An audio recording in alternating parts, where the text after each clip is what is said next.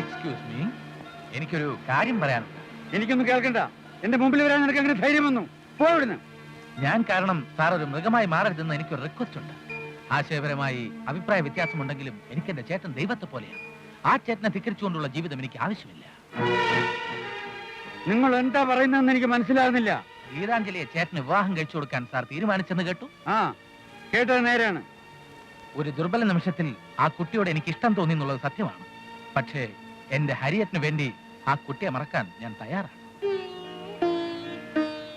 അച്ഛൻ മരിച്ച ശേഷം എന്നെയും പെങ്ങളെയും പൊന്നുപോലെയാണ് ചേട്ടൻ നോക്കി വളർത്തിയത്.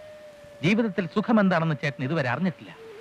ഇന്നത്തെ ചെറുപ്പക്കാർക്കൊന്നുമില്ലാത്ത വ്യക്തിത്വം ഹരിയറ്റിനുണ്ട്. എന്റെ ചേട്ടൻ മാമ്പഴക്കൂട്ടത്തിൽ മൽഗോവയാണ്, ദാനശീലത്തിൽ കർണനാണ്, പർവ്വതങ്ങളിൽ ഹിമാലയമാണ്.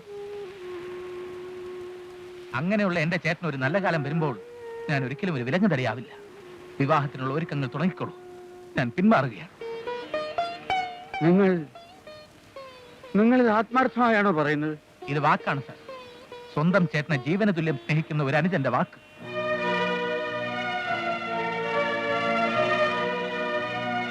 ശ്രീ ഗിരിപ്രസാദ്, ഇത്രയും സ്നേഹവും ത്യാഗമനോഭാവമുള്ള ഒരു സഹോദരനെ എന്റെ ജീവിതത്തിൽ ഞാൻ ഇതുവരെ കണ്ടിട്ടില്ല. സാറിനെ പോലെ മറ്റുള്ളവരുടെ മനസ്സ് ഇത്ര പെട്ടെന്ന് മനസ്സിലാക്കാൻ കഴിയുന്ന ഒരാളെ ഞാനും ജീവിതത്തിൽ ഇതുവരെ കണ്ടിട്ടില്ല.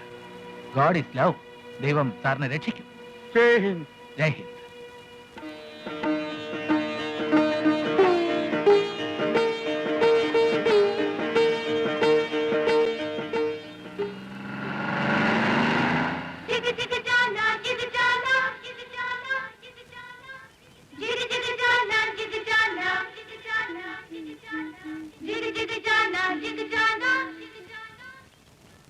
നമസ്തേ ജി. നമസ്തേ. അച്ഛൻ ഇവിടെ ഇല്ല. അതറിഞ്ഞുകൊണ്ട് തന്നെയാണ് ഞാൻ വന്നത്. എനിക്ക് ഭവതിയാണ് കാണേണ്ടത്. ഗീതാഞ്ജലി കപീഷ് എന്നാണ് എനിക്ക് പേരിട്ടിരിക്കുന്നതെന്ന് ഗിരിപ്രസാദ് എന്നോട് പറഞ്ഞിട്ടുണ്ട്. തെറ്റെന്റെ ഭാഗത്താണ്. ഈ കാലഘട്ടത്തിൽ ജീവിക്കാൻ വേണ്ട യോഗ്യതകളൊന്നും എനിക്കില്ല. പിന്നെ ഒരു തെറ്റിദ്ധാരണ മാറ്റാൻ കൂടിയാണ് ഞാനിപ്പോ ഇങ്ങോട്ട് വന്നത്. ഗീതാഞ്ജലിയെ വിവാഹം കഴിക്കണമെന്ന് മേനോൻ അദ്ദേഹം എന്നോട് ആവശ്യപ്പെട്ടത് ശരിയാണ്. പക്ഷെ ഞാൻ ഒരിക്കലും അതിന് സമ്മതം കൊടുത്തിട്ടില്ല.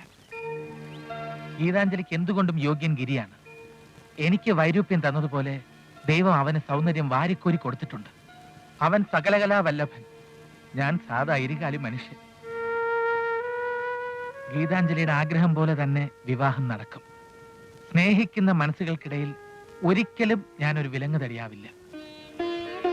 അനുജന് വേണ്ടി ഞാൻ പിന്മാറുകയാണ്. പിന്നെ മേനോൻ അദ്ദേഹത്തിനെ കൊണ്ട് നിങ്ങളുടെ വിവാഹം സമ്മതിപ്പിക്കുന്ന കാര്യവും ഞാൻ ഏൽക്കുന്നു. ഇത് വാക്കാണ്. സ്വന്തം അനുജനെ ജീവന തുല്യം സ്നേഹിക്കുന്ന ഒരു ജ്യേഷ്ഠന്റെ വാക്ക്. ക്ഷമിക്കണം, ഞാൻ നിങ്ങളെ ഒരുപാട് തെറ്റിദ്ധരിച്ചു. ഇത്രയും സ്നേഹവും ത്യാഗ മനോഭാവവും ഉള്ള ഒരു സഹോദരനെ ഞാൻ ജീവിതത്തിൽ ഇതുവരെ കണ്ടിട്ടില്ല. ഈ പരുക്കൻ ഖദറിനുള്ളിൽ ഒരു മൃദുല മനസ്സുണ്ടാവുമെന്ന് കരുതിയില്ലല്ലേ? ഇനിയും ഇതുപോലെ ഒരുപാട് കാര്യങ്ങൾ ഗീതാഞ്ജലി അറിയും. അപ്പോൾ ഞെട്ടരുത് എന്നൊരു അപേക്ഷ മാത്രമേ എനിക്കുള്ളൂ.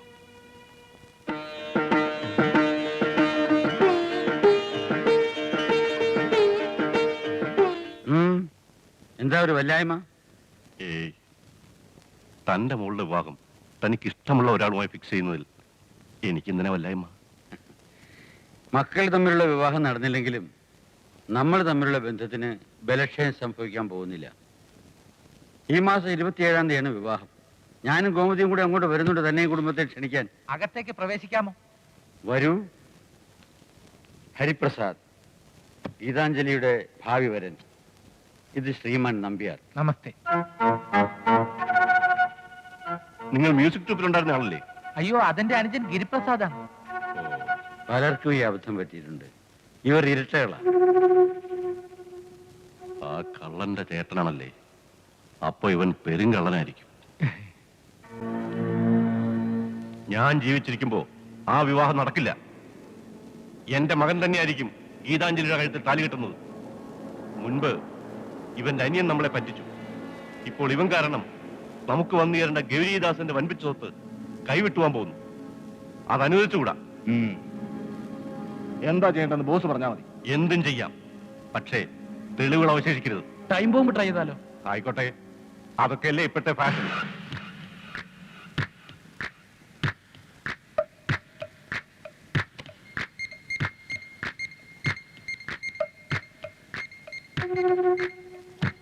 ഹരിപ്രസാദ് കൃത്യം 9 മണിക്ക് ഓഫീസിലേക്ക് തിരിക്കുമെന്നല്ലേ ഡാനിയൽ പറഞ്ഞത്? എന്നും ഓഫീസിലേക്ക് നടന്നാണ് അവൻ പോകാറുള്ളത്. 35-40 മിനിറ്റ് എടുക്കും സാധാരണഗതിയിൽ ഓഫീസിലെത്താൻ. ദാറ്റ് മീൻസ് വഴിയിൽ വെച്ച് തന്നെ സംഗതി ക്ലോസ്. പിന്നെ അവന്റെ ബോഡി പോലും തിരിച്ചറിയാൻ പറ്റില്ല. അവന്മാർ ഇരട്ടകളാണ്, അതുകൊണ്ട് മാറിപ്പോരുത്.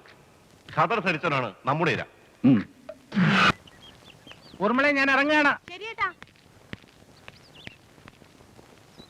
ഹരിപ്രസാദ് അല്ലേ? അതെ, ഞാൻ മിസ്റ്റർ എം എൻ നമ്പ്യാരുടെ അഡ്വക്കേറ്റ് തോമസ് മാത്യു സാറിന്റെ ജൂനിയറാ. ഇവിടെ അടുത്താ താമസം. ഗൗരിദാസൻ സാറും എം എൻ നമ്പ്യാർ സാറുമായിട്ടുള്ള ബിസിനസ് ഡീലിംഗ്സിന്റെ ചില പേപ്പേഴ്സാണ് ഈ ബ്രീഫ് കേസിൽ. വൈകുന്നേരം 4 മണിക്ക് നമ്പ്യാർ സാർ നിങ്ങളുടെ ഓഫീസിൽ വരുമ്പോൾ ഇതൊന്ന് ഏൽപ്പിക്കാമെങ്കിൽ എനിക്ക് അവിടം വരെയുള്ള യാത്ര ഒഴിവാക്കാമായിരുന്നു. ഞാൻ കൊടുത്തേക്കാം. വളരെ ഉപകാരം. ആ. സൂക്ഷിക്കണേ, വിലപിടിപ്പുള്ള ഡോക്യുമെന്റ്സ് അതിനുള്ളിൽ.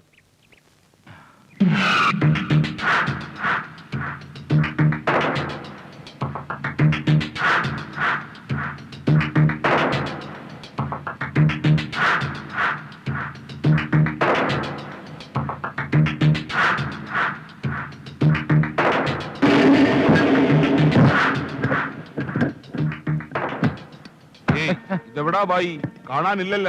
ഇക്ക, അത് പിന്നെ ഞാൻ തരാനുള്ള കാശുമായിട്ട് ഇക്ക വീട്ടിൽ വന്ന് കാണാതിരിക്കായിരുന്നു. കായിന്റെ കാര്യം നമ്മൾ ചോദിച്ചാ ഇല്ലല്ല. പിന്നെ ഈ നിക്കാഹിന്റെ വിവരമൊന്നും നമ്മൾ അറിയണ്ടേ? ഞാൻ ഇക്കയോട് പല തവണ പല കള്ളങ്ങൾ പറഞ്ഞിട്ടുണ്ട്. പക്ഷെ ഇപ്പൊ പറഞ്ഞ സത്യ. ഞാൻ ക്ഷണക്കത്ത് വീട്ടിലേക്ക് അയച്ചിട്ടുണ്ട്. കൊല്ല, ഇങ്ങള് നമ്മളെ അങ്ങനെ അങ്ങ് മറക്കൂലെന്ന് നമുക്കറിയാം. ആ പിന്നെ ഇങ്ങോട്ട് തരാനുള്ള കായിന്റെ കാര്യമൊക്കെ അവിടെ നിൽക്കട്ടെ. കല്യാണത്തിന് നിങ്ങൾക്ക് കായ് വല്ല ആവശ്യമുണ്ടെങ്കിൽ പറഞ്ഞോളി, മടിക്കണ്ട. ആ വേണ്ടേക്ക, എന്തെങ്കിലും ആവശ്യമുണ്ടെങ്കിൽ ഞാൻ പറഞ്ഞോളാം. ഇൻഷാ അല്ലാ.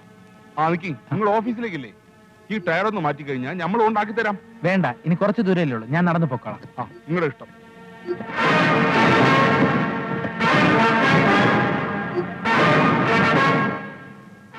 Hey bye. ഏ? അപ്പൊ നിങ്ങൾക്ക് ഇത് വേണ്ടായിരിക്കും. അയ്യോ, ഇത് മറന്നു വെച്ചിരുന്നെങ്കിൽ വലിയ പുലിവാലായനെ. അങ്ങനെ പറയും. പിന്നെ ഈ ഉപകാരം ഞാൻ ഒരിക്കലും മറക്കില്ല. ശരി. ശരി ശരി.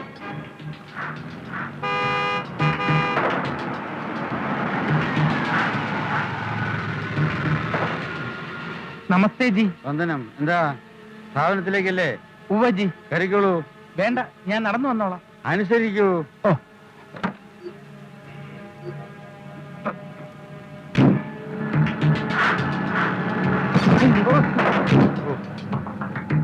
ഹരിപ്രസാദിന്റെ മനസാന്നിധ്യം പ്രശംസനീയം തന്നെയാണ്. ഏതായാലും സൂക്ഷിച്ചിരുന്നുള്ളൂ. ഓ. ഇതെന്താ പെട്ടിയൊക്കെ ആയിട്ട്? ഇത് വൈകുന്നേരം എം എൻ നമ്പ്യാർ അദ്ദേഹം നമ്മുടെ കാര്യാലയത്തിൽ വരുമ്പോ കൊടുക്കാൻ വേണ്ടി അദ്ദേഹത്തിന്റെ വക്കീൽ എന്നെ ഏൽപ്പിച്ചതാ. ആ, ഇപ്പോഴാ ഓർത്തത്. എനിക്ക് നമ്പ്യാരെ അത്യാവശ്യമായിട്ട് കാണേണ്ട ഒരു കാര്യമുണ്ടായിരുന്നു. പോകുന്ന വഴിക്കാ വീട്. ഒരു നിമിഷം അവിടെ കയറിയിട്ട് പോകാം. എന്താ? ആയിക്കോട്ടെ, ഈ പെട്ടി ഇപ്പൊ തന്നെ അദ്ദേഹത്തെ ഏൽപ്പിക്കുകയും ചെയ്യാം. ലാൽ ബഹദൂർ നമ്പ്യാരുടെ വീട്ടിലേക്ക് വിടും.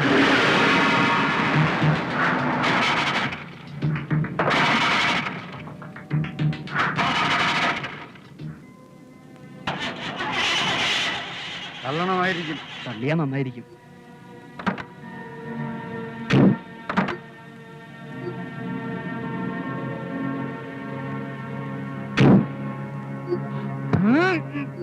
വെട്ടി അകത്ത് വെച്ചിട്ട് വരൂ.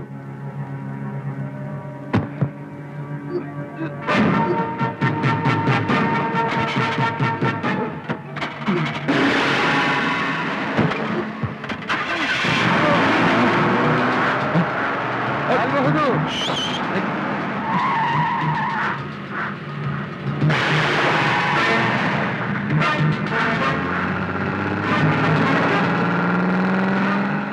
വരൂ.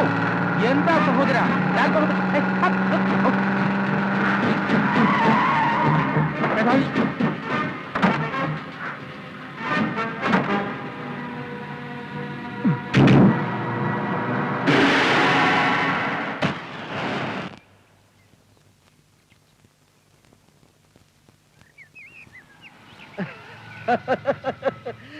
ബോംബ് പൊട്ടാനുള്ള സമയമായി. എന്റെ ഭഗവതി, എന്താണോ? അയ്യോ ബോംബ്! ബോസ് എങ്ങനെയെങ്കിലും രക്ഷപ്പെട്ടോ?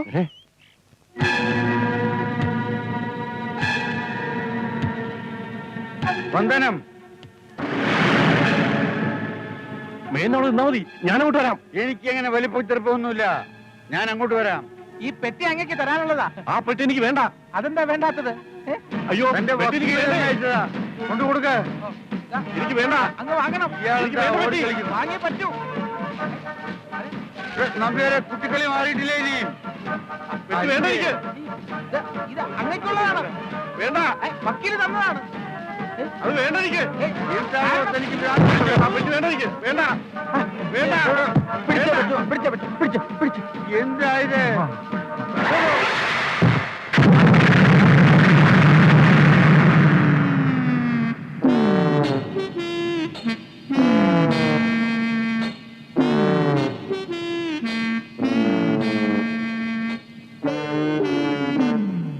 ചിക്ക് ചാന ചിക്ക് ചാന ചിക്ക് ചിക്ക് ചാന ചിക്ക് ചാന ചിക്ക് ചിക്ക് ചാന ചിക്ക് ചാന ചിക്ക് ചിക്ക് ചാന ചിക്ക് ചാന